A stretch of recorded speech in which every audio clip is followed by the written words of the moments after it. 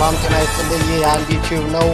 አዲስና ሰበር መረጃዎች እንዲደርሷችሁ ቻናሉን ላይክ እና ሰብስክራይብ እያደረጋችሁ አብራችሁ ቆዩ። ሰላም ውድ የዩቲዩብ ተመልካቾች፣ አጫጭርና ሰበር መረጃዎችን ይዤ ተመልሻለሁ። በሀገሩ ዜናዎች እጀምራለሁ። በጉጉት ሲጠበቅ የነበረው የተወዳጁ ድምፃዊ ቴዎድሮስ ካሳሁን ቴዲ አፍሮ አልበም ዛሬ በይፋ ተለቀቀ። የአልበም ገና ከመለቀቁ አስቀድሞ በብዙ ሲያነጋግር የነበረ ስራ ነው ተብሏል።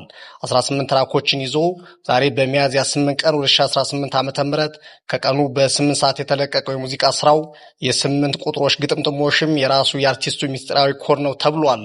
በሌላ ዜና ደግሞ ኢትዮጵያውያን ከገቢያቸው 58.5 ከመቶ የሚሆነውን ለምግብ ፍጆታ እንደሚያውሉ አንድ ጥናት አመልክቷል።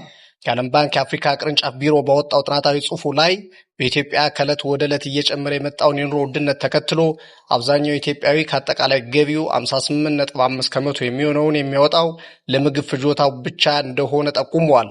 ይህን ተከትሎ ሩሲያ ኢትዮጵያን ጨምሮ ሌሎች የብሪክስ አባል ሀገራትን ለአደጋ ጊዜ የሚሆን እህል እንዲያከማቹ ጥሪ አቅርባለች። ወደ ዓለም አቀፍ ዘገባዎች ስናልፍ ደግሞ የዩናይትድ ኪንግደሙ ጠቅላይ ሚኒስትር ኪር ስታርመር ዶናልድ ትራምፕን ለማስደሰት ብዬ ወይም ከትራምፕ የሚመጣን ጫና ፈርቼ የማልፈልገውን ጦርነት አልቀላቀልም ሲሉ ተናገሩ። ጠቅላይ ሚኒስትሩ አክለውም ይህ ጦርነት ከኛ ብሔራዊ ጥቅም ጋር ምንም የሚያገናኘው ነገር የለም፣ አንዴ ተናግሬያለሁ፣ ሐሳቤን አልቀይርም፣ እጅም አልሰጥም ሲሉ ጠንካራ አቋማቸውን አሳውቀዋል።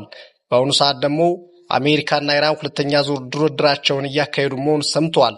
በድርድሩ ምን አይነት ለውጥ ይመጣ ይሆን የሚለውም ዓለም በጉጉት የሚጠብቀው ጉዳይ ሆኗል። በመጨረሻም የስፖርት ዜና አርሰናልና ባየር ሙኒክ ግማሽ ፍጻሜውን ሲቀላቀሉ ስፖርቲንግ ሊዝበንና ሪያል ማድሪድ ደግሞ ድል ሳይቀናቸው ቀርቷል። አርሰናል 1-0 በሆነ ጠባብ ውጤት ሲያልፍ ባየር ሙኒክ ደግሞ 6-4 በሆነ ድምር ውጤት ግማሽ ፍጻሜውን ተቀላቅሏል።